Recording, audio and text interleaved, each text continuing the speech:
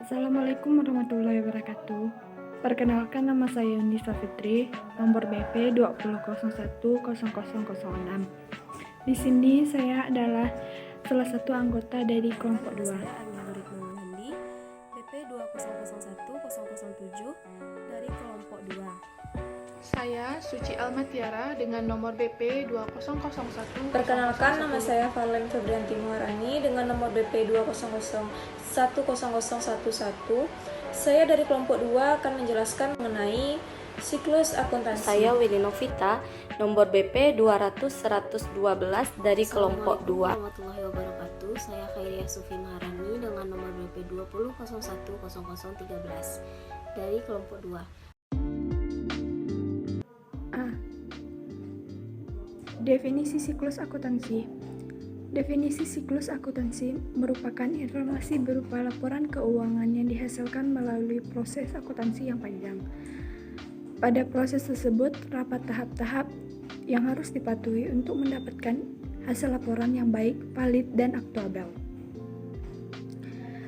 Siklus akuntansi merupakan proses penyusunan suatu laporan keuangan yang dapat dipertanggungjawabkan dan diterima secara umum.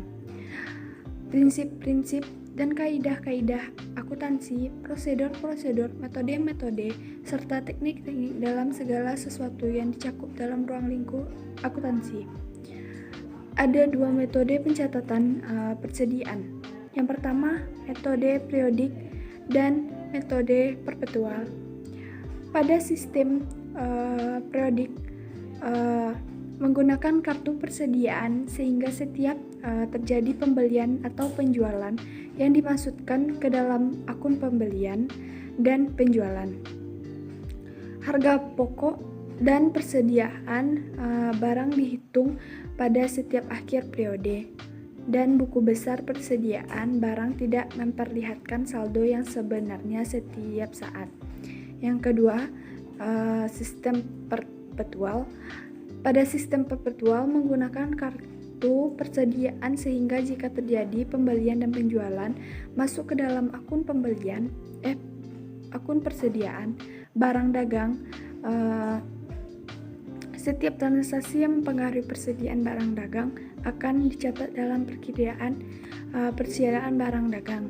Jumlah harga pokok dan persediaan jual akan selalu terlihat dalam catatan. Siklus akuntansi merupakan proses di mana aktivitas yang dimulai dari analisis dan pencatatan transaksi bisnis, serta berakhir dengan persiapan untuk aktivitas periode akuntansi selanjutnya. Adapun siklus akuntansi yang pertama adalah transaksi. Ketika terjadi transaksi, maka bukti transaksi tersebut dianalisa. Akun apa saja yang terlibat dan posisi akun tersebut debit atau kredit. Nah, hasil analisa itu maka dicatat ke dalam jurnal. Yang kedua adalah jurnal. Jurnal merupakan aktivitas meringkas dan mencatat transaksi perusahaan berdasarkan dokumen dasar. Tempat untuk mencatat dan meringkas transaksi tersebut disebut dengan buku jurnal. Jurnal itu bentuknya ada dua, yang pertama adalah jurnal umum dan yang kedua adalah jurnal khusus.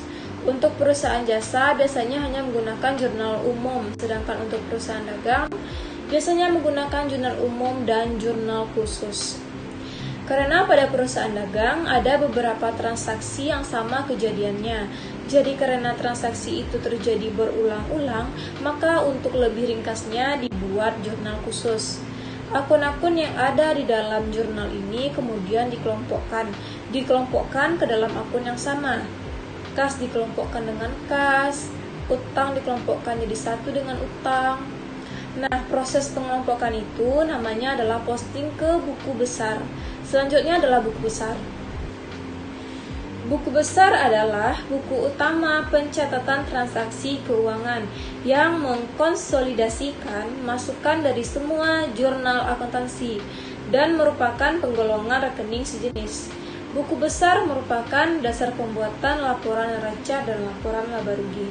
Nah, selain dari jurnal umum ini diposting ke buku besar untuk dikelompokkan, perusahaan juga memposting jurnal umum atau jurnal khusus, ini khusus untuk utang dan piutang yang diposting ke buku besar pembantu utang dan piutang. Nah, tujuan dari buku besar pembantu utang dan piutang ini adalah untuk mengetahui spesifikasi utang atau piutang ke perusahaan tertentu. Misalnya, dari hasil buku besar, saldo akhir utang itu 3 juta. Nah, ketika perusahaan menyusun buku besar pembantu utang, maka akan diketahui 3 juta itu kepada siapa saja. Misalnya, ternyata uang 3 juta itu kepada Pak A 2 juta dan kepada Pak B 1 juta. Misalnya seperti itu. Jadi kita tahu spesifikasinya secara rinci. Utang itu ke personalnya berapa rupiah. Tahapan siklus akuntansi. 4. Menyusun neraca saldo. Neraca saldo merupakan pengelompokan saldo akhir di dalam buku besar atau daftar yang berisi kumpulan seluruh rekening atau perkiraan buku besar. Neraca saldo biasanya disiapkan pada akhir periode atau dapat disiapkan kapan saja.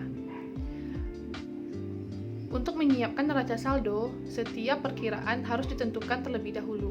Cara membuat neraca saldo ini yaitu mengutip atau menyalin saldo semua akun yang ada dalam buku besar. Siklus akuntansi yang kelima yaitu membuat jurnal penyesuaian. Jurnal penyesuaian dibuat pada akhir periode akuntansi setelah penyusunan neraca saldo. Jurnal penyesuaian ini dibuat untuk menyesuaikan angka-angka tersebut dalam neraca saldo agar dapat menggambarkan keadaan yang sebenarnya sesuai dengan tuntutan dalam penyajian laporan keuangan. Siklus akuntansi yang keenam yaitu menyusun neraca saldo setelah penyesuaian atau trial balance as adjustment. Setelah disusun ayat penyesuaian atas akun-akun tertentu, akun-akun yang bersangkutan tersebut pasti mengalami perubahan nilai atau nominal, sehingga nilai saldonya perlu disesuaikan kembali dengan menyusun neraca saldo setelah penyesuaian. Cara membuatnya tidak jauh beda dengan neraca saldo, yaitu dengan melihat saldo pada buku besar setelah diposting jurnal penyesuaian ke dalam buku besar. Selanjutnya nomor 7 yaitu kertas kerja atau worksheet.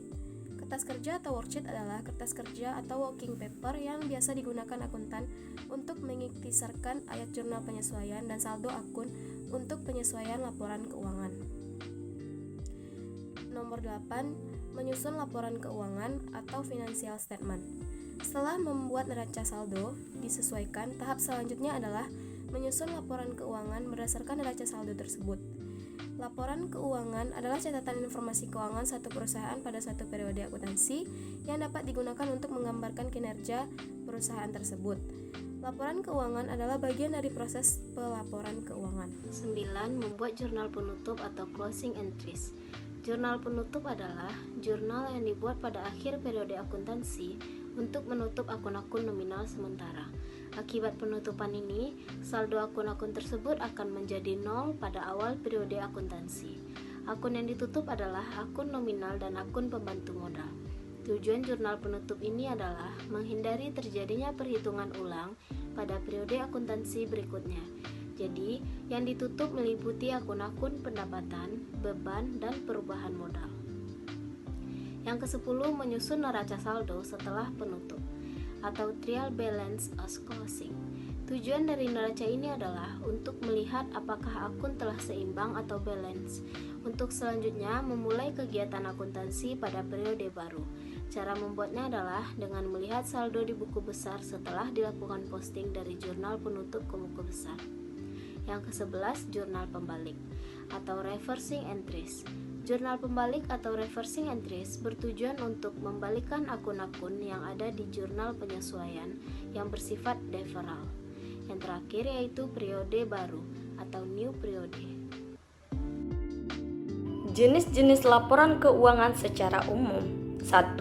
Laporan laba rugi atau income statement.